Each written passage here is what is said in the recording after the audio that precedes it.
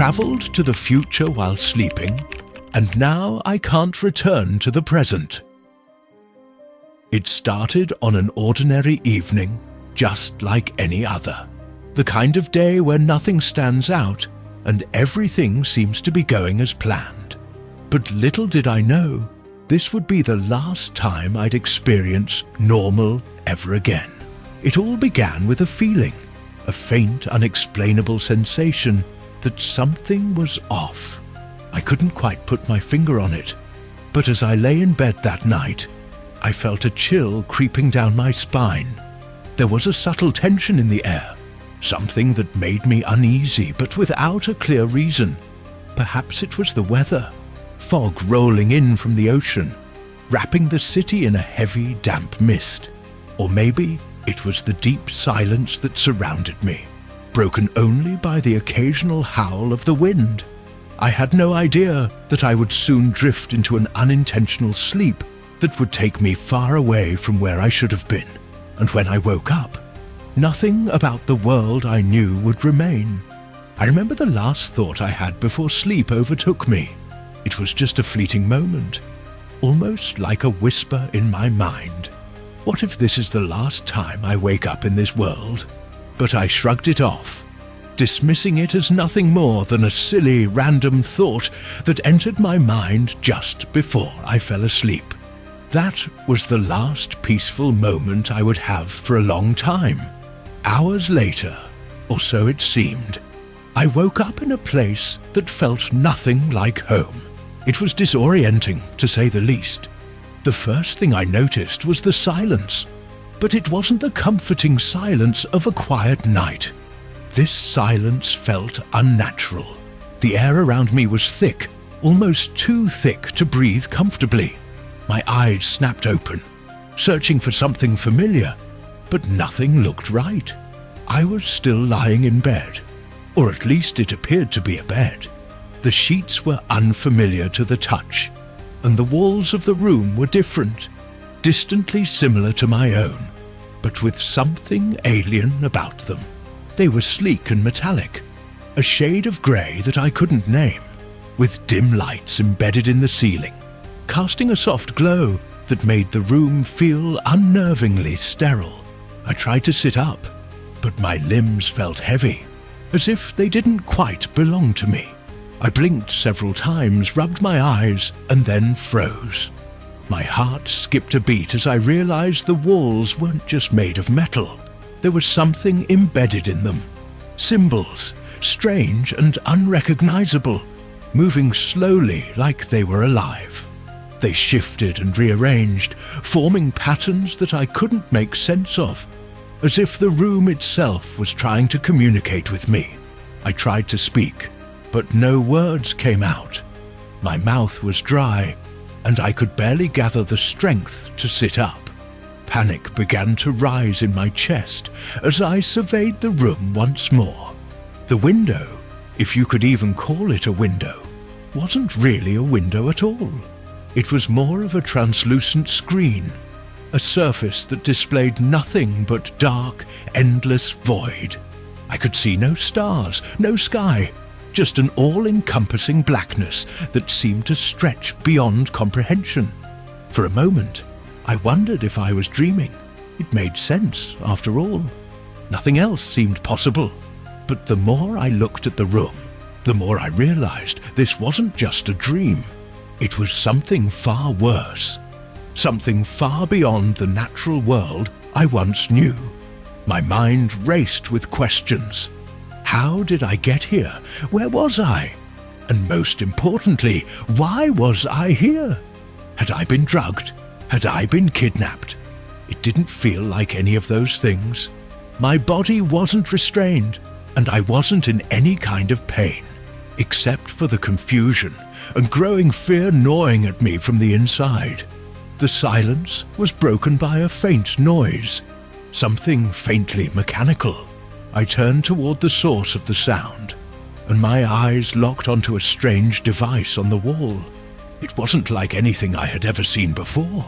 It looked like a cross between a computer and a light source, with buttons and dials that appeared to be entirely foreign to me. It hummed softly, almost as if it were waiting for something, or perhaps for me. I had no idea how much time passed before I realized I wasn't alone.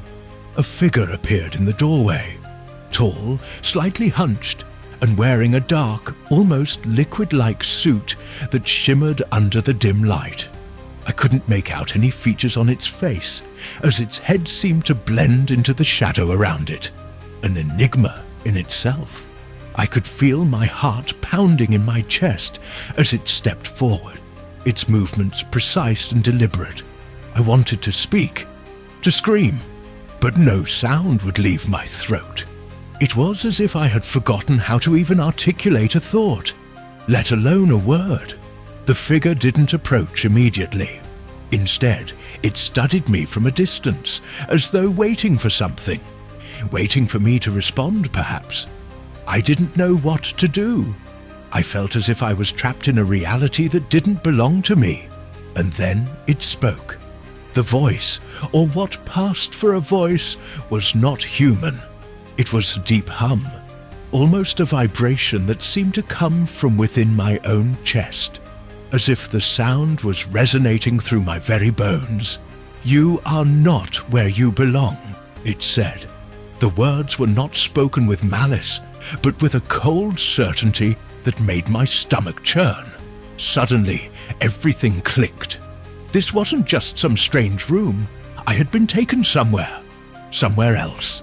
This was the beginning of a nightmare I could not escape. I had traveled somewhere, but where and how? The figure didn't move as I processed its words, but I could feel the tension in the air. My mind was racing, trying to make sense of everything. Time didn't feel like time anymore. Nothing felt anchored to reality. I could still feel my heart pounding in my chest, and yet everything around me seemed so still, so lifeless. I couldn't even feel the weight of my body the way I should have. It was as if the world had stopped moving, or perhaps I had moved without knowing it. "You're from the past," the figure continued, its voice vibrating in the air. "But you are not of this time. You have crossed over, and now you will find yourself in a place you cannot return from. The past is no longer yours." The words hit me like a punch to the stomach.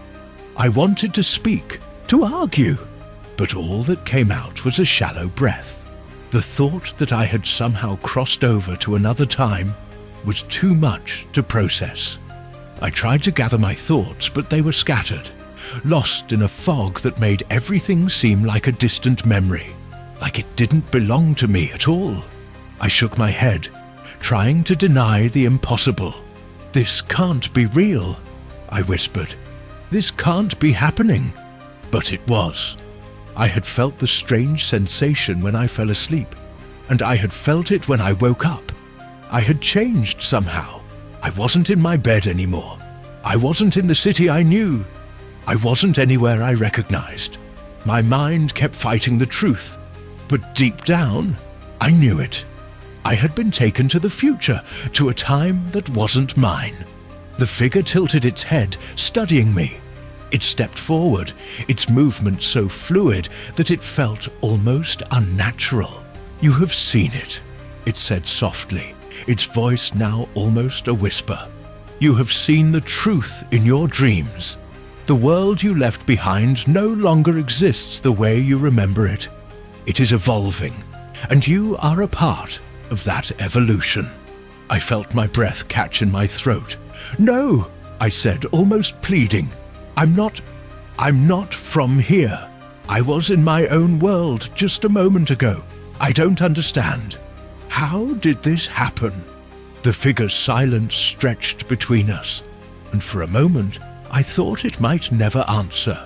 But then, in a voice that felt oddly familiar despite its foreignness, it said, "You were not meant to be here. Something disrupted the flow of time, something caused the rupture, and you were drawn into it. You are a part of the anomaly now." The word anomaly hung in the air, and I felt its weight settle in my chest like a heavy stone. What did it mean? Was this some kind of accident? Had I really travelled through time without meaning to? Was this a nightmare? Or a new reality I'd never escape? I didn't do anything. I whispered. I just went to sleep. I didn't ask for this. The figure nodded, its head moving slowly, acknowledging my confusion. You do not control time. Time controls you. It does not matter whether you ask for this or not. The future has claimed you. My mind was spinning. This couldn't be happening. I had to be hallucinating or trapped in some nightmare. But everything around me felt so real, so solid. The strange walls, the unsettling technology, the eerie silence. It all felt too real for this to be just a bad dream. I looked around desperately, searching for something familiar, something that would give me a sign that I was still in my own time. But there was nothing. The window, or what I had thought was a window, offered no view of the world outside. It was just darkness, endless and infinite. I couldn't escape it. There was no way back. As if sensing my growing panic, the figure took a step forward, placing one hand on the strange device on the wall. It hummed louder now, the light from the device growing brighter. "You will never be the same," it said. "Once you travel through time, you are bound to its consequences. There is no returning to what you once knew. The future has changed you." I felt my knees weaken. The realization crashed down on me in waves, each one harder to bear than the last. The future. I had been thrust into the future, into a time I didn't understand. The past was gone, lost forever, and I had no idea how to find my way back. My life, my world, everything I knew. It was all slipping away. But I couldn't just accept this. I had to find a way out. I had to get back to where I belonged. There had to be a way, didn't there? The figure seemed to sense my thoughts, and as it stepped away from the device, it said, "You think you can return? That is the delusion that all travelers face. The more you fight it, the more you lose yourself in the currents of time. Time does not care for your wishes. It only cares for its own." I wanted to scream, to demand answers, but something stopped me. It was like a wall had formed in my chest, blocking my words. I felt helpless, trapped in this strange new world that wasn't mine. No one knew me here, and I didn't know anyone. This was no longer my home, my time, my reality. I was just a stranger in a place that shouldn't exist. The figure turned to leave, its movements fluid and unnerving. "You will understand soon enough," it said. "The journey you are on has only just begun." The days, or what seemed like days, began to blur together after the figure left. I was left alone in that sterile metallic room, still trying to wrap my head around what had happened. The questions kept swirling in my mind, growing larger and more complex with each passing moment. Time was no longer linear, and neither was my understanding of reality. I could feel my sanity starting to crack under the weight of everything I'd just been told. Time travel, a rupture in the flow of time. The future had claimed me, and there was no going back. I tried to hold on to what I remembered. My life, my family, my friends, the city I grew up in. But all of it felt so distant now, like a fading memory from a past life. The harder I tried to cling to those memories, the more they slipped through my fingers, like grains of sand. I had no idea what had happened to my loved ones. Had they even noticed I was gone? Would they still be there when, or if, I returned? The uncertainty gnawed at me, making my chest tighten with fear. The figure's words echoed in my mind. "You are part of the anomaly now." What did that even mean? Was I just a casualty of some cosmic accident, dragged into the future against my will? Or was there something more to it? Was this meant to happen? That thought was even more terrifying. I didn't want to believe it, but I couldn't deny the odd sense of destiny that clung to the situation. I spent what felt like weeks, though I had no real way of measuring time, wandering through the strange space I now inhabited. The place seemed like a mix of a futuristic city and an abandoned research facility. Cold, clinical. Everywhere I looked, there were strange technological devices I couldn't understand. Screens that flickered to life when I approached them. Holographic images that seemed to float in midair. And walls that shifted, their surfaces pulsing with light as though alive. And then there were the people. They were different. Not in the way you might expect from someone living in the future, but in a subtle, unsettling way. They were calm, almost too calm, moving through the halls as if they were part of the machinery of the place. Their eyes, however, told a different story. They looked at me as if they knew something I didn't, as if they could see something behind my eyes, something they had already seen before, and they never spoke to me. They only watched silently, their faces unreadable. The first time someone spoke to me, it wasn't with words, but with a feeling. I was standing by a large window, if you could even call it a window, and staring out at the skyline. The city sprawled beneath me, its lights flickering in the distance. But it wasn't the city I remembered. It was larger, more advanced, but also somehow lonelier. The streets were almost empty, and there were no signs of life. It was as if the people here had stopped living, had stopped moving in the way I was used to. The sky above was thick with clouds, but not the kind of clouds you'd see in the present day. These clouds were dark, swirling with an ominous energy. They seemed to reflect the very essence of the future I had found myself in. Bleak, distant, and disconnected. I had barely noticed the figure approaching me, their presence so subtle that it was almost as though they had materialized from the air itself. They were cloaked in dark robes, their face hidden beneath a hood. The figure didn't say anything at first, but I could feel their eyes on me, their gaze piercing through me as if searching for something. A shiver ran down my spine. Finally, the figure spoke, their voice low and haunting, but somehow soothing. You feel it, don't you? The shift, the fracture in time. I didn't respond right away. I didn't know how to. How could I explain to them that I was still trying to understand what was happening to me, to come to terms with the fact that I was no longer in my own time? You're not alone, the figure continued. There are others like you, though they don't all see it. Some have accepted it, some have fought it, but all of them are lost in time. You're just beginning your journey. 1,000 questions swirled in my mind, but all I could manage to say was, "What does that mean? What's happening to me?" The figure stepped closer, their movements slow and deliberate. You are experiencing a shift in reality. The past and the future are colliding, and you are caught in the middle. The world you knew is no more, and the world you see now is not yours to claim. I felt my stomach churn. So, I can't go back? I asked, though I already knew the answer. The figure didn't answer right away. Instead, they reached into their cloak and pulled out a small metallic object.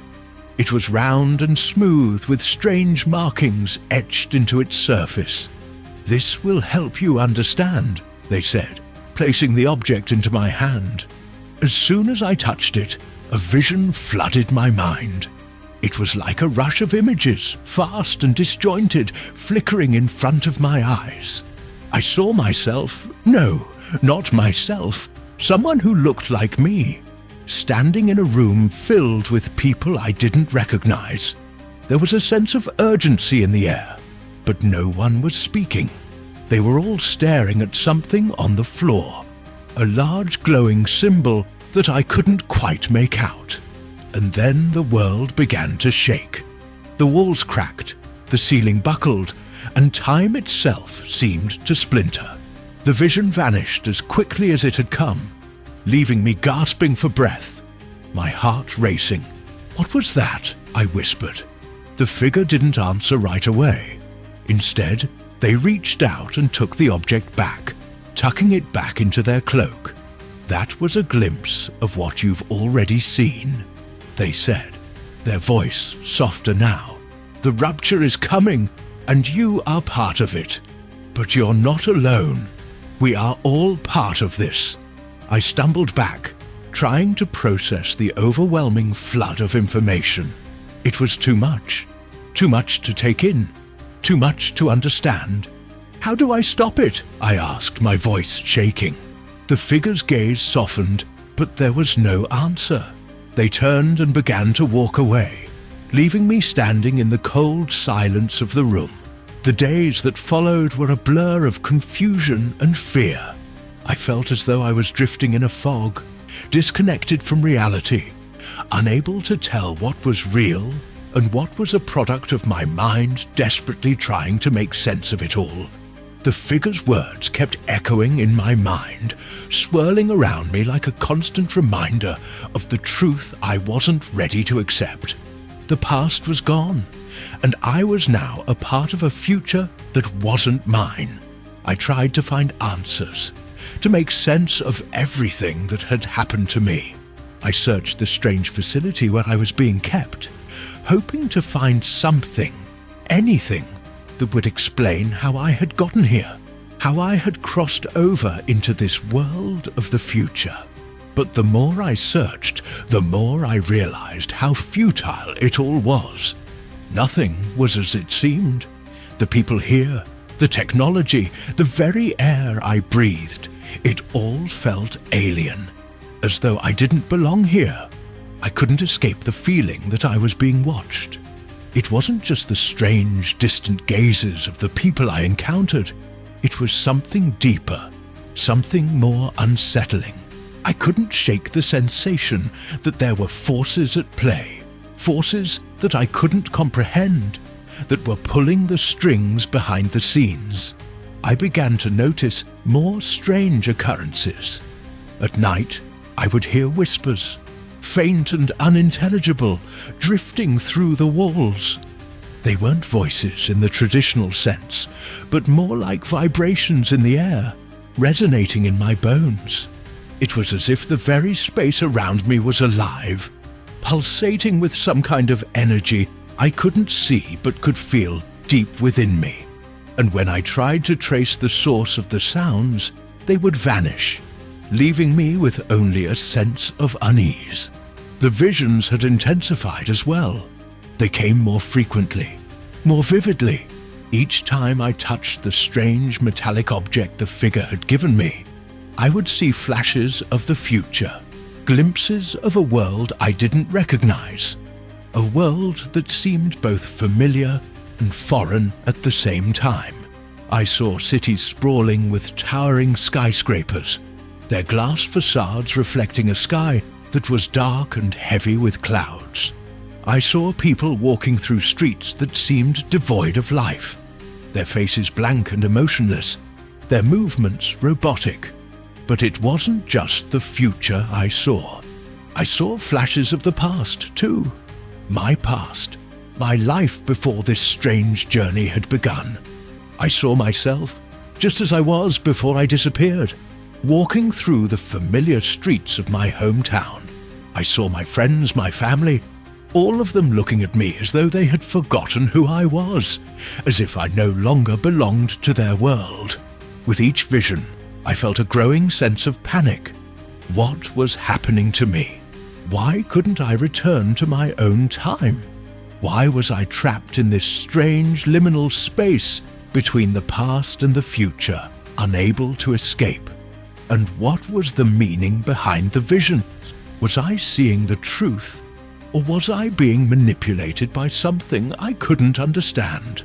The more I pondered these questions, the more I realized that I wasn't just a passive observer in this strange world.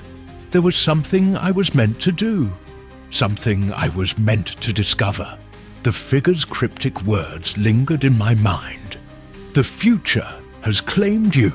But what did that mean? Was I being used as some kind of pawn in a larger game? Was I part of something bigger than myself? Something that had been set in motion long before I even knew it. I couldn't escape the feeling that I was being led towards something, a truth, a revelation that would explain everything. But as I searched for answers, the more elusive they became. It was as though the universe itself was conspiring to keep me in the dark, hiding the truth from me at every turn. Days, or what felt like days, passed in a haze. I tried to speak to the people here, but their responses were always vague, evasive. They would say things like, "You'll understand in time," or "It's not for you to know yet." It felt as though they knew exactly what was happening, but weren't willing to share it with me. It was as if they were waiting for something to happen, for me to make some kind of discovery on my own. And then one day, I had another vision. This one was different. It wasn't a random flash of images, but a coherent, vivid memory. I saw the face of the figure that had spoken to me, the one who had given me the metallic object. But this time, their expression wasn't cold or detached. It was filled with something else, something I couldn't quite identify. I saw them standing before a massive glowing device, their hands trembling as they reached toward it. There was a sense of urgency in their movements, a desperation that I hadn't noticed before. And then, just as the vision reached its climax, I saw a flash of light, blinding and intense.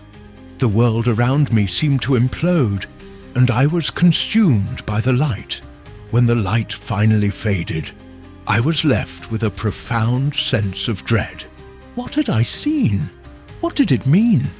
And why was I being shown these visions? The answers remained out of reach, but I could feel the pieces slowly coming together. The future, the past, the rupture in time, it was all connected. I had been brought here for a reason, but the reason was still a mystery. And the more I uncovered, the more I realized how little I truly understood. As the days stretched on, I began to feel a growing sense of urgency. I had to understand what was happening to me, what had caused this rupture in time, and why I couldn't return to the world I once knew. It was as if the universe itself was trying to keep me in the dark, but I couldn't shake the feeling that I was meant to uncover something crucial that would explain everything. The visions had become more frequent and vivid, each one offering new pieces of the puzzle. I began to recognize the patterns in them. There was a message hidden within, something I wasn't seeing at first. The metallic object the figure had given me had been the key all along, a tool to unlock the truth. Every time I touched it, I felt the connections growing stronger, the threads of time weaving together in ways I couldn't fully understand. One evening, as I sat in the sterile room, I decided to confront the figure again. I had to know more. I couldn't keep wandering through this strange future, stumbling in the dark. I had to find answers, even if they terrified me.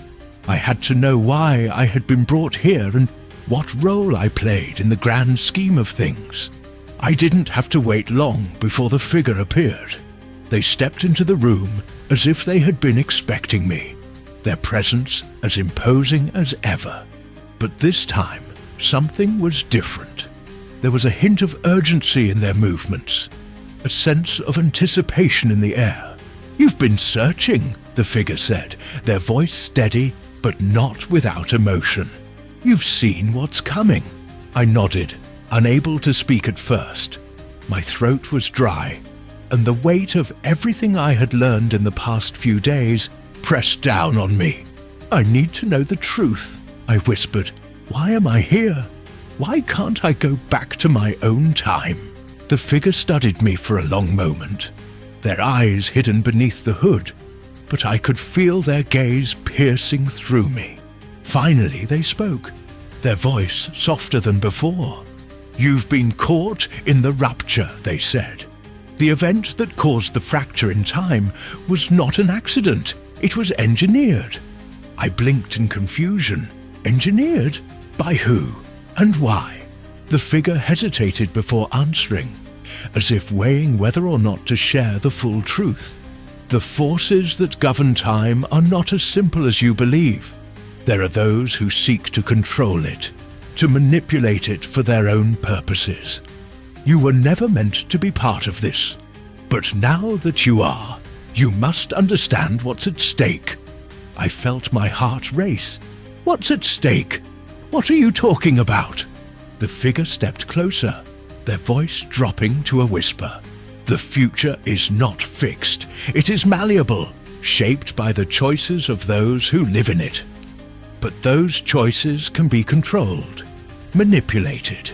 The rupture you experienced was not a mistake. It was the result of someone's actions. Someone who has learned how to bend time to their will." I felt a cold shiver run down my spine. "Who is it? Who's doing this?" The figure's expression was unreadable, but there was something in their eyes. A flicker of hesitation, a hint of fear. "I cannot tell you that. Not yet. But you must understand this. The future is in danger, and you are the key."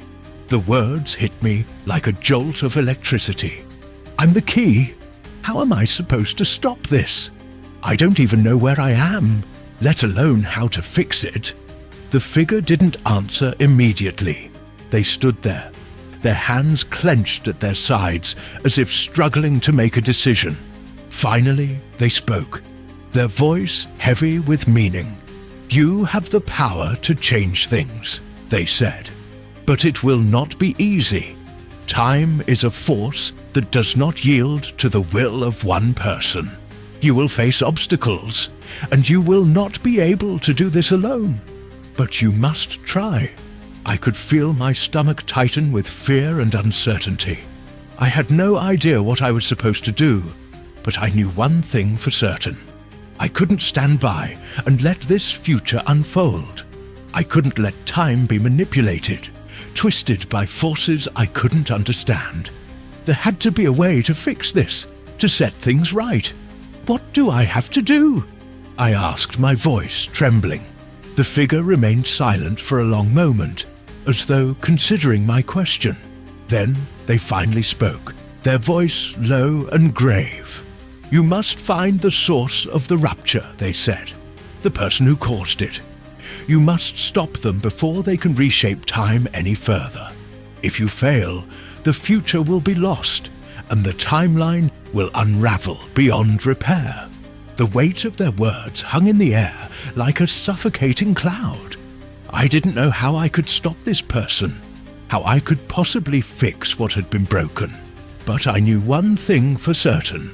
I had to try. There was no going back, no retreating into the safety of ignorance. The future, my future, was in my hands now.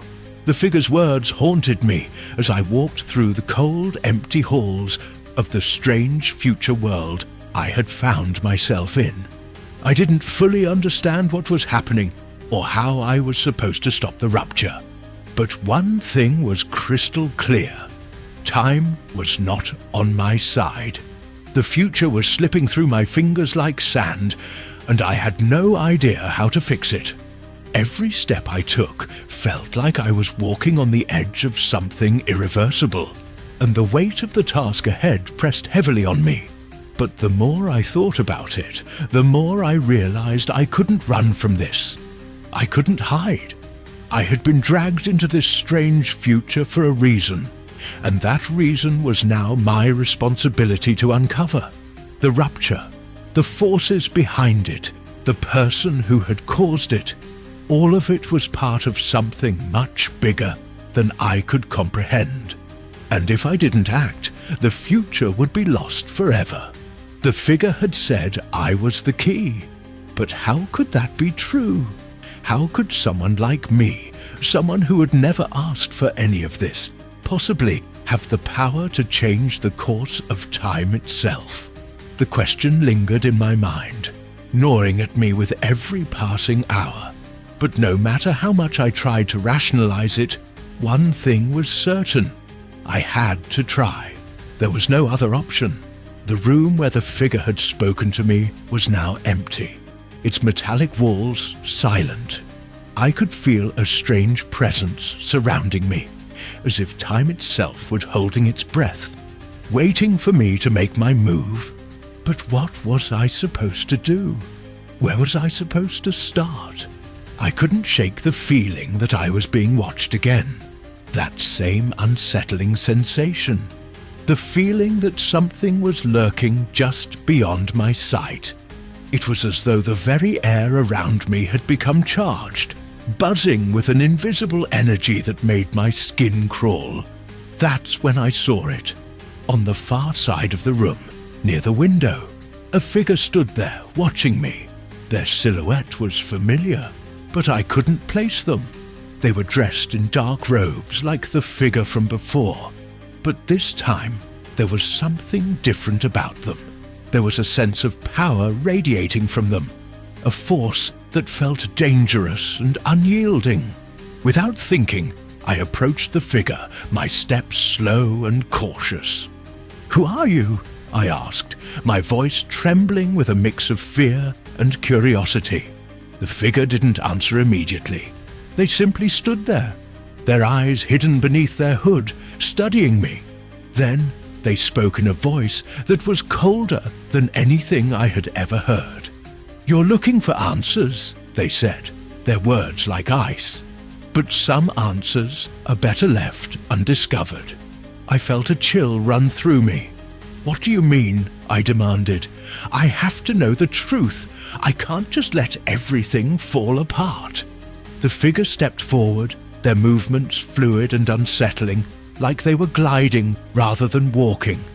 "You think you can stop it," they said, their voice dripping with contempt. "You think you can fix what's been broken, but you're wrong. Time is already beyond your control, and if you try to change it, you'll only make it worse." My heart pounded in my chest as I faced this figure. I had no idea who they were or what they represented, but I could feel their power. It was overwhelming, like a wave crashing down on me, pushing me to my knees. "I don't care," I said, my voice shaking with defiance. "I have to try. I have to stop whoever is behind this. If I don't, the future will be lost. Everything I know will be gone." The figure's eyes flickered with something. Amusement, perhaps, or pity. "You think you have a choice?" they asked, their voice almost a whisper now. "You are already a part of this. The rupture was never about what you wanted. It was about what needed to happen. You can't change that. No one can." I didn't know what to say. I didn't know how to fight back against this force, this being that seemed to embody everything I feared. But I knew one thing for certain. I couldn't give up. I couldn't let the future be rewritten by someone else's design. I had to stop them, even if it cost me everything. "Then what do? I asked, my voice barely a whisper. The figure paused, their gaze locking onto mine with an intensity that sent a shiver down my spine. "You will have to make a choice," they said. "A choice between what you think you can change and what you are willing to sacrifice."